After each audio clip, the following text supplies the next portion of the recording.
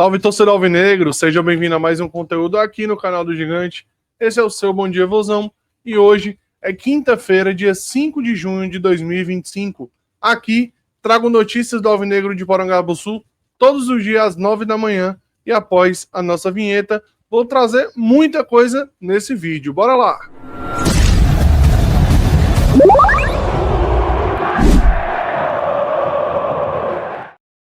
Saudação alvinegra, torcedor, seja bem-vindo a mais um Bom Dia Vozão. Deixa o seu like, se inscreve no canal se você ainda não for inscrito e compartilha esse vídeo com todo mundo, porque ajuda muito o canal Gigante Alvinegro a ter mais pessoas aqui acompanhando. É super importante a sua ajuda, então peço encarecidamente, nos ajude aí, que você é muito útil pra gente, tá? A gente te ama. Bora pra cima, bora falar dessa pós-derrota, né, que o Ceará perdeu ontem por 3-2 para o Botafogo, lá no Rio de Janeiro, e tem muito que a gente comentar, né, galera? Vou começar a trazer a fala do Pedro Raul, já no pós-jogo, que foi que ele achou daquela partida. Vou trazer aqui o videozinho aqui para a gente comentar. Bora lá. Pedido licença para a Luana, chegando no Pedro. Pedrão, um jogo diferente para você, um sentimento também de marcar contra o Botafogo, um time que você foi muito bem, a torcida gosta de você até hoje. E um jogo também muito intenso, né? Um 3-1. É assim, queria que você falasse a respeito da qualidade do jogo que teve hoje e também dos seus gols. Foi um grande jogo. É uma pena, um jogo que a gente tinha tudo para pelo menos pontuar. A gente acabou dando mole. Série A é assim, a gente já sofreu em outros jogos por causa disso. Qualquer deslize que a gente dá, a gente é punido. Mas é isso, agora vai ter a pausa, descansar, esfriar a cabeça. A gente tem 40 dias aí para se preparar para o próximo jogo e a gente tem que crescer com os nossos erros. Não dá para a gente ficar repetindo o erro, vir aqui falar que erramos. Não, a gente tem que melhorar. É diferente, pune quando erra, qualquer detalhe tem que dar muita atenção, mas é isso, agora é esfriar a cabeça, trocava os gols pela vitória, mas é isso. Conhece aquele rapazinho ali, o Andrezinho Hernandes, te entrevistou, ele citou na transmissão que você falou muito da sua história na época do Botafogo, que aprendeu muito aqui, jogando com essa camisa. É um sentimento diferente? Eu tenho um carinho muito grande por esse clube.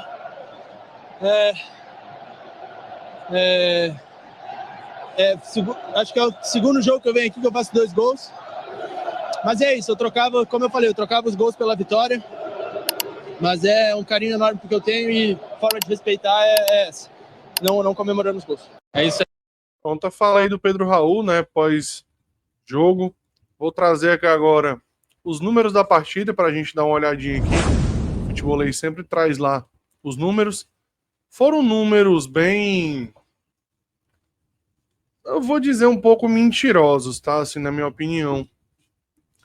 A posse de bola ficou 50% para cada lado. No primeiro tempo teve uma diferença bem maior, mas no geral, no segundo tempo ficou 50-50. Botafogo deu 15 finalizações no gol contra 8 do Ceará. Foram 8 chutes na direção do gol. O Ceará deu 3, dos 3, 2 entraram, né? E o Botafogo dos 8, 3 entraram. 6 escanteios para o Botafogo e nenhum para o Ceará. Curioso, o Ceará não conseguiu nenhum escanteio nessa partida. 12 faltas cometidas pelo Botafogo e 9 pelo Ceará. Então foi um jogo até equilibrado até certo ponto, mas eu confesso que eu não gostei do primeiro tempo do Ceará. Para mim foi bem abaixo, bem ruim mesmo. Vou até trazer a imagem do clube aqui, só para a gente dar uma olhadinha. 3-2, os comentários aqui. A galera pelo menos está apoiando, boa parte está apoiando. Precisa contratar, isso é fato. Mas o torcedor não ficou tão na bronca porque, cara, a gente perdeu simplesmente pro atual campeão brasileiro, pro atual campeão da Libertadores. Nós não perdemos pro Retrô. Nós perdemos para um grande time, na casa deles, com um jogo duro. Mas o Ceará precisa melhorar. Muito, inclusive. Então espero que, como o Pedro Raul falou, tem 40 dias agora para frente. Eu espero que esse time melhore. Eu espero que esse time possa engrenar cada vez mais, trazer peças titulares. Eu não quero compositores aqui. Eu quero titulares. Jogadores que venham, vista essa camisa e digam, eu sou titular. Eu quero esse tipo de jogador. Eu não quero mais um compositor de elenco. Eu quero um jogador titular. Esse é o meu sentimento como torcedor, tá? Vou trazer aqui agora a fala do Jussier Cunha, pra gente ver o que foi que o Jussier trouxe lá no Instagram dele. O Jussier também deve ter soltado um videozinho no canal do YouTube dele. Se inscrevam lá nas redes dele, tá? Vamos lá, imaginar uma conta aqui de padeiro, tá? Para imaginar os 45 pontos, o Ceará tem que vencer 15 de 19 em casa. Então, isso é muita coisa. Por isso, a necessidade de você também pontuar fora. O Ceará fez 5 jogos, disputou 15 pontos e conquistou apenas 2. É um aproveitamento realmente muito baixo. Precisa melhorar esse índice de aproveitamento como visitante, que não é só um problema da Série A. A Série A ele se agrava porque você vai enfrentando equipes mais qualificadas, mas ao longo da temporada o Ceará só venceu um jogo fora de Fortaleza, que, se eu não estiver enganado, foi contra o Sergipe, tá? Só esse jogo, na condição de visitante, o Ceará venceu na temporada inteira, então tem que ajustar isso, tem que procurar equilíbrio e só vai conseguir isso no momento que reforçar, que qualificar o seu elenco. Vamos lá, imaginar numa conta... Pronto. É realmente essa parte que o José falou, né? Nós precisamos realmente qualificar o nosso elenco. É o principal a se fazer e é o que tem que ser feito, tá? Vou trazer mais um videozinho de um jornalista que vai falar um pouco sobre essa derrota do Ceará. E já vou pedindo desculpa o frame. Me perdoe, Renato. Mas é isso. Vê o que o Renato falou. Alguns erros custaram caro demais para o Ceará essa noite. Começa agora os 3 pontos de Botafogo 3, Ceará 2, em até 90 segundos. O primeiro ponto é dizer que o Ceará fez um bom segundo tempo. Equilibrado, competitivo, um time que não abdicou de atacar, que ocupou o campo de ataque do Botafogo muitas vezes, que pressionou em certo momento, mesmo com algumas limitações do seu time, e fez 2 gols, o que não é muito fácil, inclusive, jogando no Newton Santos. Foi um time que mostrou uma... Inclusive, lembrar, tá? O Botafogo só tinha tomado 5 gols no campeonato até aqui. Tomou 2 nossos. E a gente tinha tomado 8, tomamos 3, né? Então, foi uma noite não muito boa, a de ontem, para boas defesas no campeonato até aqui. Uma personalidade muito grande no segundo tempo, mas para o cenário do jogo não foi o suficiente. O segundo ponto é destacar que, por outro lado, o primeiro tempo foi de uma passividade que não perdoa na Série A do Campeonato Brasileiro. Não que o Botafogo tenha feito um grande jogo, apesar de ter sido melhor, mas com o freio de mão puxado, sem muitos acertos ofensivos, ainda assim a equipe carioca saiu na frente no primeiro tempo e poderia ter feito mais. O Fernando Miguel fez grande defesa, apesar de ter falhado no primeiro gol do Botafogo. O Ceará não finalizou nenhuma vez a meta do John no primeiro tempo.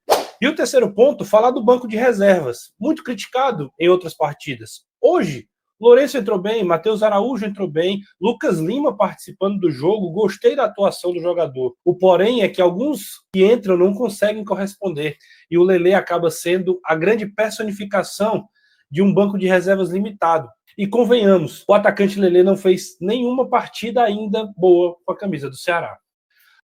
Concordo, tá? Concordo em gênero, número e grau com o que o Renato falou nesse vídeo. Concordo muito. Muito mesmo, tá? Próximo videozinho do Caio Costa. Eu sempre gosto de trazer o trio do futebolês, porque os caras falam bem, tem bons vídeos. E Caio, me desculpa o frame também, tá? Vamos ver se tá tudo ok com o áudio. Bora lá. Ceará perde pro Botafogo num jogo que deixa aquela sensação do quase pro torcedor alvinegro. Dava para ter trazido um ponto lá do Newton Santos. Primeiro, quando você lembra como foi o primeiro tempo, um jogo morno, em que o Botafogo teve domínio da posse de bola, mas em nenhum momento pressionou de fato o Ceará. Tinha tido chance com o Igor Jesus, teve a bola na trave do Arthur, faltou o Ceará um contra-ataque melhor organizado, é verdade também, para ameaçar o Botafogo, mas o gol botafoguense sai numa falha do Fernando Miguel. Você volta do intervalo, o Botafogo tem até uma grande chance com o Gregory, mas na primeira e melhor jogada do Ceará do jogo, empate com o gol do Pedro Raul. O jogo se torna equilibrado, se torna mais morno, Botafogo mais posse de bola, mas de novo, quando o jogo não tinha uma super pressão do Botafogo, pênalti pro Botafogo, o Botafogo faz 2-1. O 3-1 do Marlon Freitas, numa belíssima jogada coletiva do Botafogo, dava a entender que o jogo tinha acabado. E aí tem que ser elogiado o poder de reação do Ceará. Normalmente você tomar 3-1 aos 31 minutos do segundo tempo fora de casa, morreu. Ceará atacou, Léo Condé, inclusive, fez substituições fora muito do seu script, quando sai o Pedro Henrique, coloca o Lelê de fato não entrou bem, mas a ideia de ter um jogador com mais força no ataque, consegue fazer o 3-2 com o Pedro Raul aos 42 minutos, Condé mexe de novo, coloca Fernandinho, deixa Galeano como lateral direito, mas aí o Botafogo conseguiu se defender e cozinhar o jogo. É um jogo que mostra que o treinador pode sim ser um pouco mais ousado, mas também merece ter peças nessa janela para poder arriscar um pouco mais. Mas mostra também que o Ceará sabe competir.